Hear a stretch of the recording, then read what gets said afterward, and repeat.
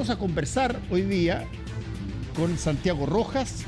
Él es el director del Instituto Agropecuario de Chile. Muchas gracias. El INDAP, que siempre uno escucha hablar del INDAP y dice, ¿la sigla será para qué? Es Instituto de Desarrollo Agropecuario. Así es. A ver, mira. Un gusto. La primera cosa que me encantaría preguntarte es lo siguiente. El progreso. Esto que te voy a decir puede ser un poco controversial, pero tú me lo respondes como tú te parezca. El progreso últimamente, y hace ya bastante tiempo, siempre se ve en torno a qué tanta minería puedes exportar, la aparición de fenómenos extraordinarios nuevos como el hidrógeno verde. Si es que tú eres capaz de crear computadores o eres capaz de crear autos, fantástico. El litio lo sacas y formas unas baterías maravillosas. Pero la bendita tierra y la agricultura no necesariamente se percibe como parte de los progresos modernos. Sí. ¿Lo notan ustedes así, el campesinado, los agricultores, los empresarios agrícolas? Sí, yo creo que comparto en parte tu diagnóstico. O sea, hoy día está toda una mirada en la tecnología, en la innovación, el tema del hidrógeno verde, como tú comentabas. Pero, y se nos olvida que día a día nos alimentamos y damos por sentado que esos alimentos van a estar ahí, que uno va y compra y no siempre es así. Han habido momentos en que se ven afectadas las cadenas, ¿no es cierto?, agroalimentarias, como ocurrió en parte en la pandemia, donde ciertos productos se vieron complicados, todo lo que ha pasado con los chips, o sea, las cadenas de suministro se pueden ver afectadas. Entonces siempre tenemos que procurar la producción de alimentos nacional, obviamente con la apertura económica que tiene Chile, donde también se importan muchos productos. Pero puede haber un progreso también gigante en lo que es la agricultura, que va a ser de pequeña escala, que va a ser de a poco, que va a ser invisible. Pero quizás antes utilizábamos, no sé, 10 litros de un cierto pesticida para producir y hoy día podemos producirlo casi sin pesticida o sin pesticida o con una producción agroecológica. Y eso para mí es progreso, es avance, es innovación. Y hay personas haciendo esto todos los días en nuestro país. Entonces son noticias que realmente no aparecen tanto, pero que son muy importantes. Mi abuelo materno era agricultor, o sea, él era, y tenía un predio en San Pedro de Quillota, claro, que uno notaba, si tú lo dices en la lógica que estamos conversando, todo tenía que ver con hortaliza, tenía que ver con fruta, Sí. tenía que ver con, claro, había vacas, por cierto, y leche y todo lo demás, pero la industrialización, llámalo así, de la agricultura no era una cosa tan tremendamente, por lo menos apetecida o deseada en ese momento, sino que funcionaban por hectáreas, digamos. Claro, claro. No, totalmente. O sea, esta semana también justo nos reunimos con el ministro de Agricultura, Esteban Valenzuela, junto a una serie de productores y productoras de Araucanía. Tienen una asociación gremial hortofrutícola. Y ellos comentaban cómo comenzaron hace 30, 40 años con muy poca producción, prácticamente autoabastecimiento, con el apoyo del INDAP, y han ido avanzando y hoy día ya están en una escala comercial, están produciendo frutas y hortalizas, no solo para la Araucanía, sino que también abastecen en muchos meses a Aysén, a Magallanes, a los lagos, hasta otras regiones del norte. Entonces se puede lograr un avance muy sustantivo y es lo que nos dedicamos a hacer todos los días en INDAP. Ahora, déjame hacerte una pregunta, Santiago, que tiene que ver con los flujos laborales cuando se avanza en el tiempo. Probablemente si estuviéramos haciendo esta entrevista hace, no sé, 100 años, la situación de la agricultura era probablemente un estándar, pero omnipresente. Sí.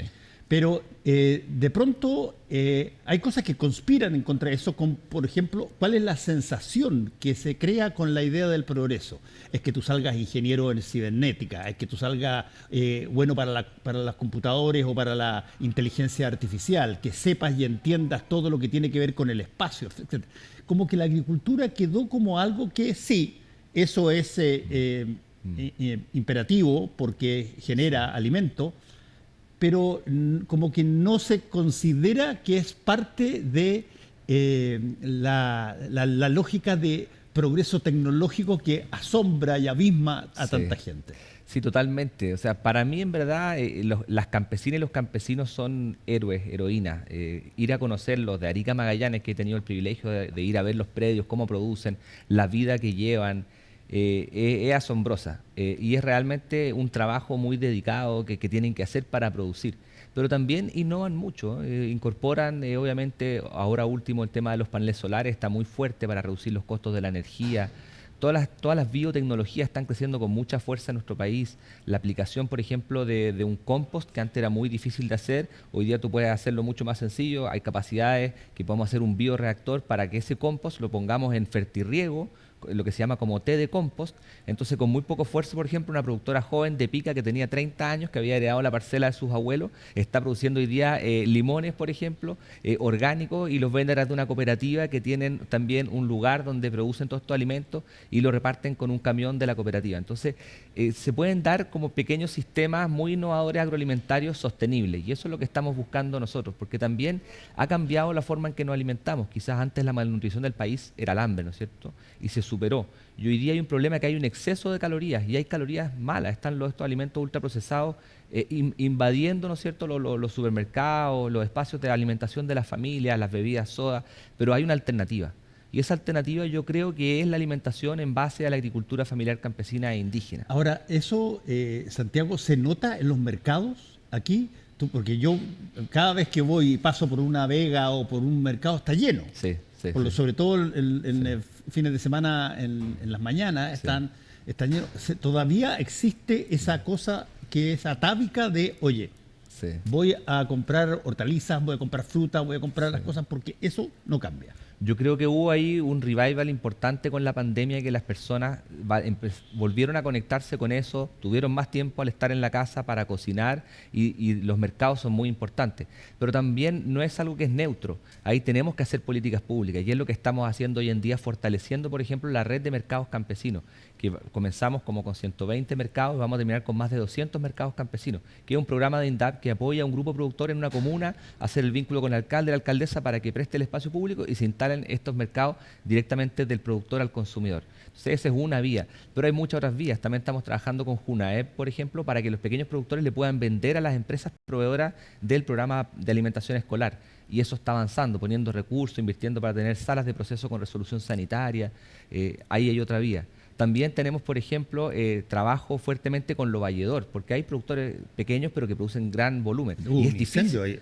Hubo un incendio, sí. Y es difícil entrar a lo valledor, es costoso. Entonces, el INDAP apoya a estos productores para que puedan contar con un espacio seguro para comercializar. Entonces, ¿Qué porcentaje de la población chilena genera sus ingresos a través de la agricultura?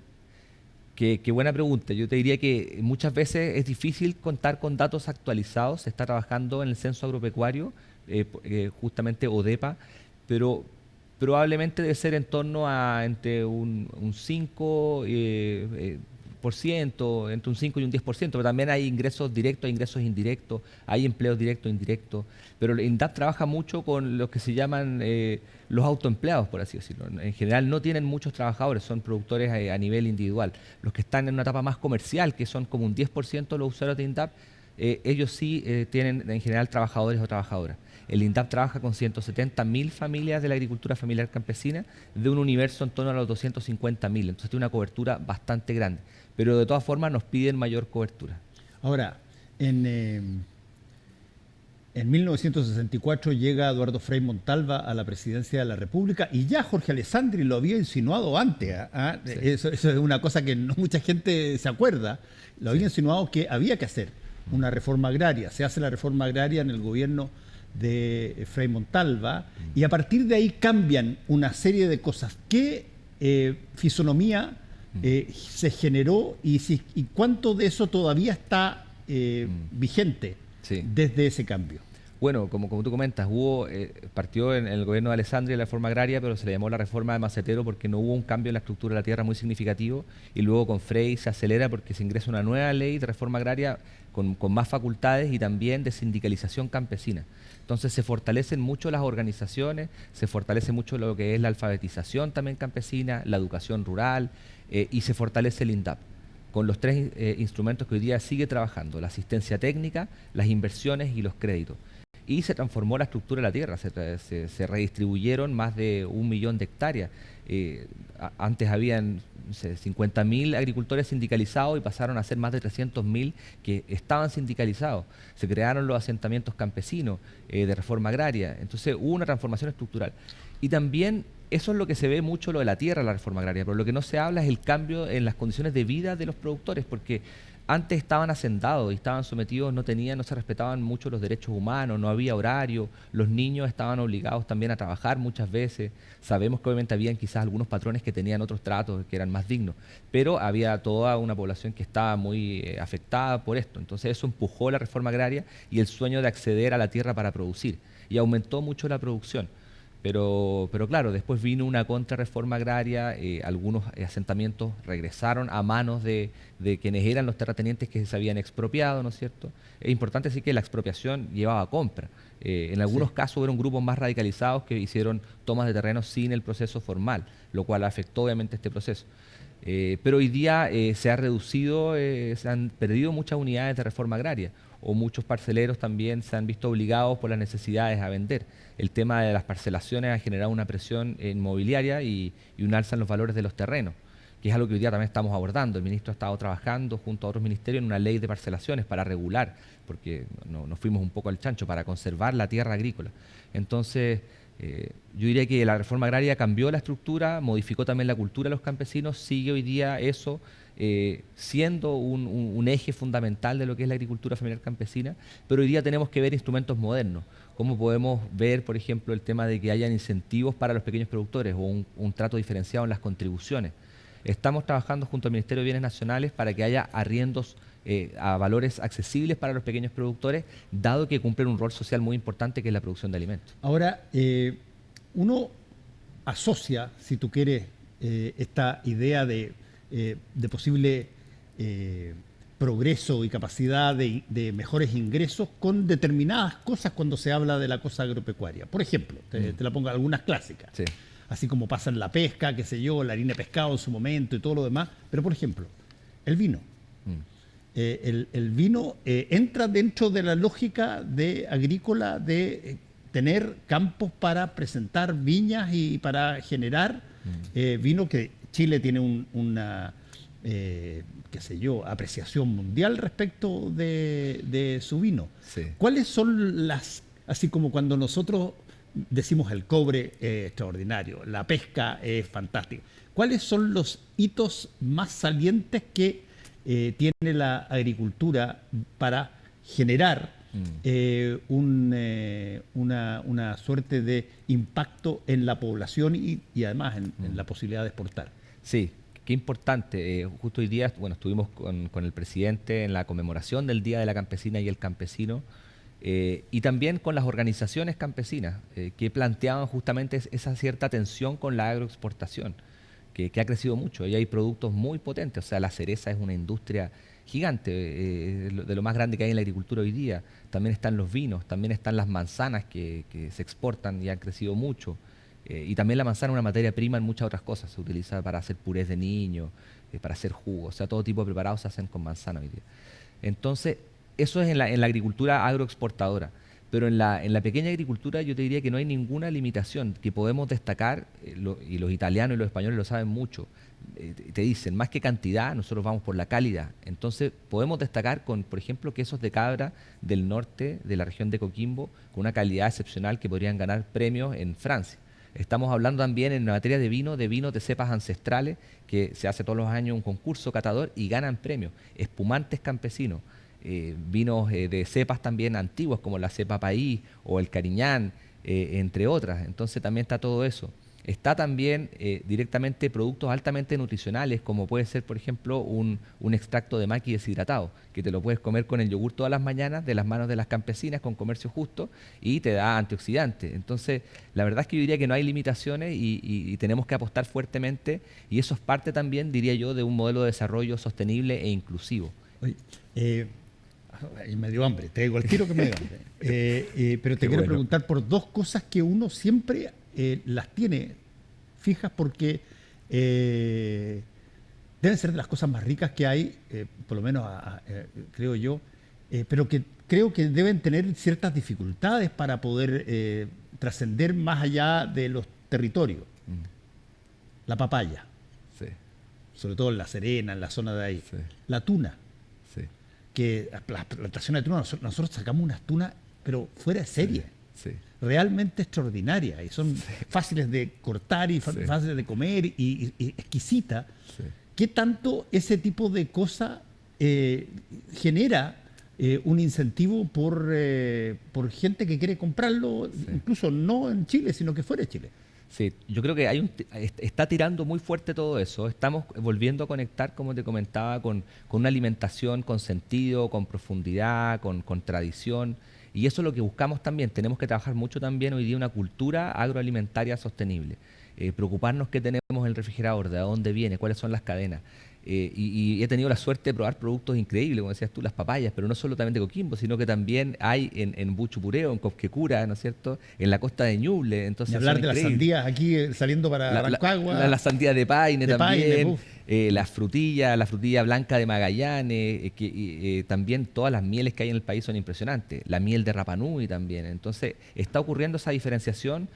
Tenemos que articularnos ahí junto también a los chefs para que hagan promoción de los productos chilenos y que no comamos cuatro cosas, que no también que recordemos, ¿no es cierto?, las recetas de las abuelas que incorporaban estos productos. ¿Y por qué no hay no se incluyen muchos de estos alimentos en las dietas típicas de los restaurantes, por ponerte un ejemplo? Yo creo que hubo... ¿Es por precio? ¿Es por yo diría que con la apertura económica del país hubo un ingreso, ¿no es cierto?, de ciertas culturas agroalimentarias exógenas, las hamburguesas, las pizzas, que influyen fuertemente. Eso es un tema. Y lo otro también, muchas veces estamos con muy poco tiempo en la vida, estamos muy presionados. Por eso es tan importante el tema de las 40 horas, por eso es importante tener pensiones dignas. Son temas que nos van a hacer vivir mejor y vamos a poder alimentarnos mejor, meternos en esto, porque igual requiere un cierto esfuerzo. O sea, hoy día muchas personas están comprando por internet, ¿no es cierto?, todo lo que es los productos. Entonces, ¿cómo incorporamos a los campesinos también en estas cadenas agroalimentarias para que sean más mainstream, por así decirlo? Déjame hacerte una pregunta que puede no tener una respuesta racional, porque la pregunta... Pero, a ver, ¿cuál es el mínimo necesario de un pequeño agricultor, pequeño empresario agrícola o un campesino que tiene su lote ahí?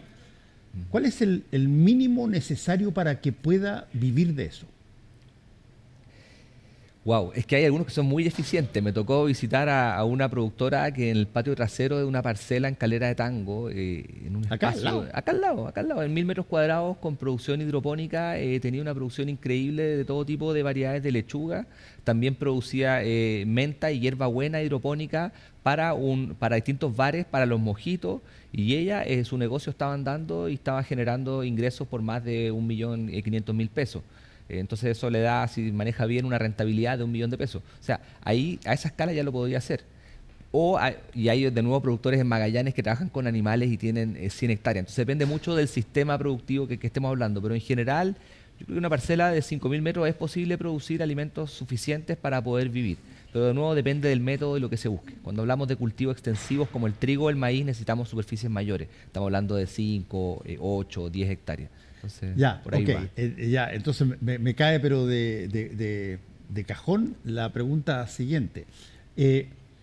Una persona que tiene una idea tecnológica y se mete, voy a hacer el símil que siempre se hace, y se mete al garage de su casa y arma una nueva creación, qué sé yo, ya, sale adelante, eso empieza a ganar prestigio y finalmente se transforma en un negocio.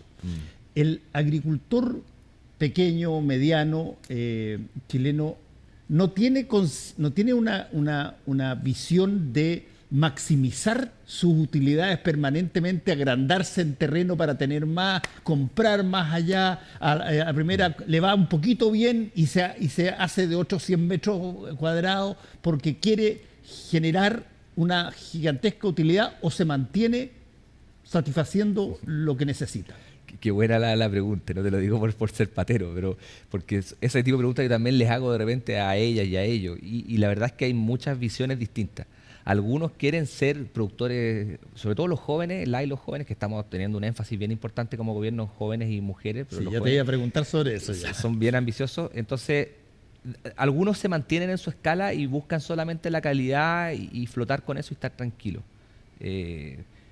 Algunos apicultores, por ejemplo, ya tengo mis 400 colmenas, mis 600 colmenas, pero hay otros que prefieren dar ese paso y pasan de tener su tierra a arrendar más tierras en el entorno para producir más y escalar un poco la producción.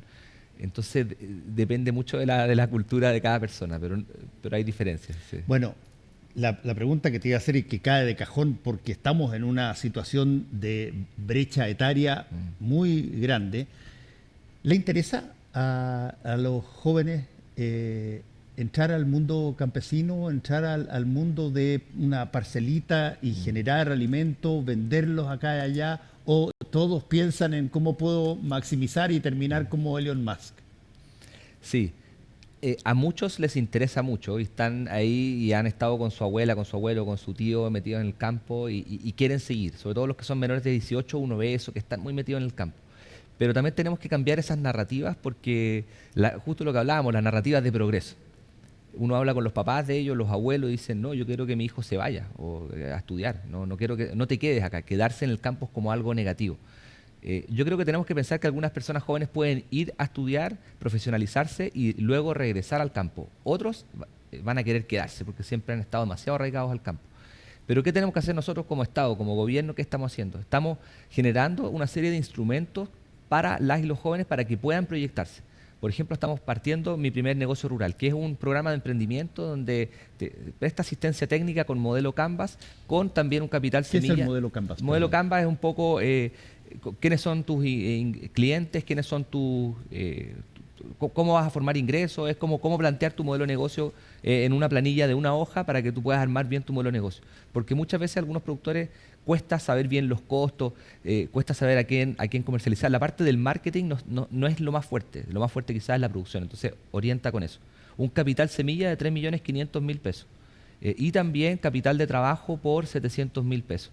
Entonces con eso podemos ya comenzar un emprendimiento de alguien que estaba partiendo, trabajaba con el abuelo pero quiere independizarse. Quizás ya sabía producir un poco de vino por aquí y por allá, pero con esto va a poder iniciar algo. O comprar un invernadero automatizado, por ejemplo, de pequeña escala con verduras hidropónicas, porque también están con esa mirada. Están algunos también incorporando el uso de drones, por ejemplo, para, no sé, si antes biofumigar una hectárea de frutilla para aplicar un té de compost a mano te demoras, no sé, 4 horas, con el dron te puedes demorar 10 minutos. Y el dron tú lo programas y va y hace la fumigación increíble.